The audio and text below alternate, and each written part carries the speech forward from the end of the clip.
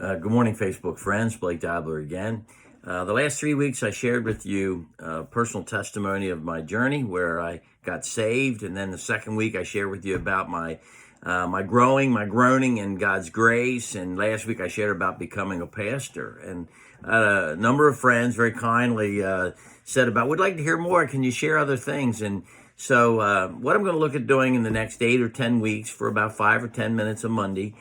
Just to share with you about experiences in my life and pastoring experiences or as a friend or whatever, and what the Lord's laid on my heart, what He's taught me in many things, what folks have taught me because of our experiences together. And so I'm going to share that with you. And there's going to be occasions where I share things that are sad, and there's times it'll be joyful. There's 8 or 10 incidents that I would just want to share with you and spend time together in those words, sharing those words with you.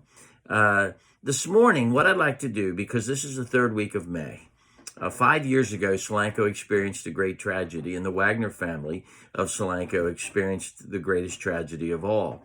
My former student and their daughter, Michaela, they call her Millie, perished in a car accident on May the 20th. And so this week it'll be the anniversary of her homegoing, of going to heaven. Again, Millie was one of my former students, and her parents, Tracy and Jeff, are very much friends of mine now. And I've known Tracy a long time. Tracy, the mom, was a little girl, came to the swimming pool when I managed the pool when she was 7 or 8 years old, and I got to know her there. And then she came to 6th grade at Swift, and I got to have her in class. And Jeff I've known in the community.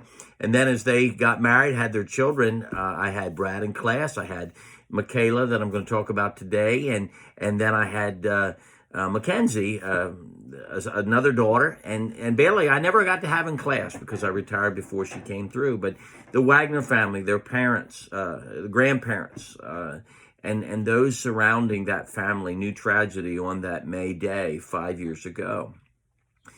And after that experience of what they went through, they connected to me. They called and asked if I might join in that and be part of their care in going through the tragedy, the heartache, the brokenness of losing Michaela. Michaela was a sweet girl, a good student, loved people, loved animals. And the wonderful thing is we talk about her homegoing because she loved the Lord, involved in her church, adult Sunday school as a young person, and she was one who loved the Lord. But the tragedy of all of that, the hurt of all of that, was something that I got to be a part of as again her family called me and said, "Would I sit down?"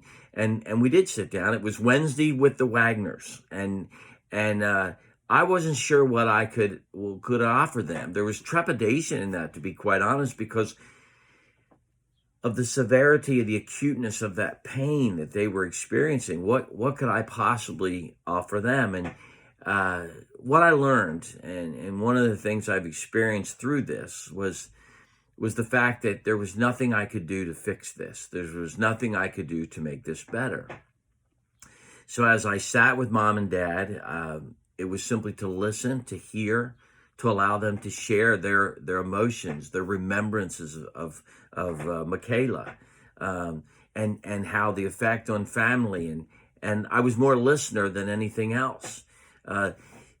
There's a couple things that I learned through that time of just listening. And one of those, that what we found out, they talk about grief being a 3 to 5 year process in some regard. And for most people, and that absolutely I think is the case. But the one thing about the loss of a child like that, what I've learned is you're never getting over it.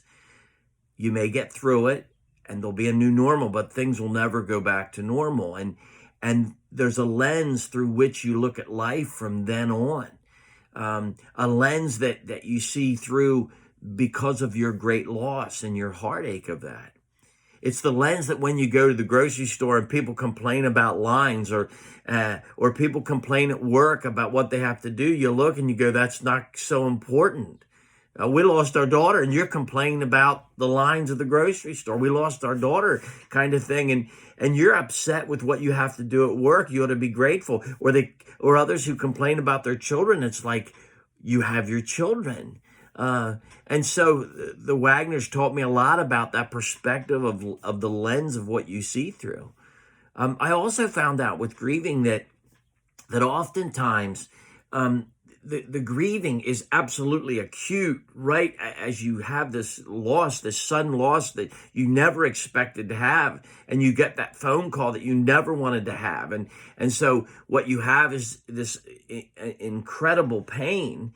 And you would think, okay, that's the worst it can be. Actually, it still inclines for maybe a year or 2 or 3 because of the experience of going through without the child and dwelling. The other thing that happens is your pain continues, and other people that are just on the perimeter, if you will, not good or bad, just the way it is, they go back to their normal life, and your life's never the same, is what I understand, what I see. And then there comes a place where you reach that peak of the pain and the acute heartache of the loss. And my job, I felt like at that point, was something that I knew I couldn't fix.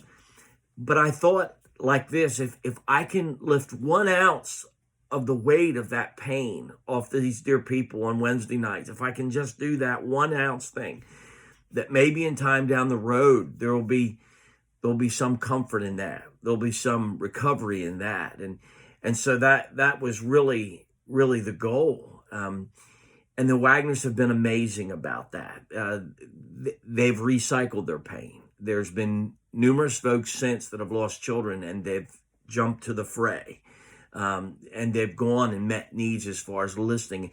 And there are people that can say, I understand what you're experiencing, and it's absolutely the truth. And so they would share with others. They shared at Wesley Church in testimony about their experience of how the Lord got them through this great heartache. Today, again, I just want to remember Michaela. I want to remember her life and what it meant and who she was, and her journey here, just to remember with her family. And so I wanted to honor her in that. But I also want to challenge you today.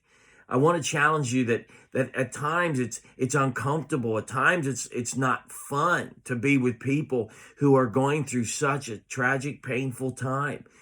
Oftentimes what happens is people scatter because they mean well, but they just don't know what to do. And I want to challenge you as a follower of Christ. I want to challenge you as one who loves Jesus, that when you see folks with difficulty, when you see folks with pain, that we jump to it, that we go to it, that we walk there. And I want to encourage you, you don't have to say anything. You just need to be there. You just need to be present in that place and think about maybe 1 ounce of weight of the heaviness of the brokenness that you can come and give care to.